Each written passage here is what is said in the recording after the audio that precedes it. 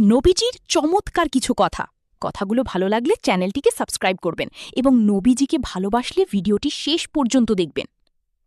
ইসলামের সবচেয়ে উত্তম কাজ কোনটা? নামাজ, রোজা, নাকি এমন কিছু যা আমরা প্রতিদিনই ভুল করি? সাহাবীরা বসে আছেন গভীর আগ্রহ নিয়ে। তারা জানতে চান ইসলামের সবচেয়ে উত্তম আমল কি। তখন তাদের সামনে বসে আছেন নবীজি মুহাম্মদ সাল্লাল্লাহু আলাইহি ওয়াসাল্লাম। পরিবেশ শান্ত, প্রশ্নটা খুব গুরুত্বপূর্ণ। বর্ণনা করছেন আবু মুসা রাদিয়াল্লাহু আনহু। সাহাবীরা জিজ্ঞেস করলেন, হে আল্লাহর রাসূল, ইসলামে কোন কাজটি সবচেয়ে উত্তম? নবীজি সাল্লাল্লাহু আলাইহি ওয়াসাল্লাম সংক্ষিপ্ত কিন্তু গভীর উত্তর দিলেন, যার জিহ্বা ও হাত থেকে মুসলিমরা নিরাপদ থাকে। এই একটা কথার মধ্যেই পুরো চরিত্র, আচার আচরণ এবং মানবতার শিক্ষা লুকিয়ে আছে। এই হাদিস আমাদের শেখায় শুধু ইবাদত নয়, মানুষের সাথে ভালো আচরণও ইসলামের বড় অংশ।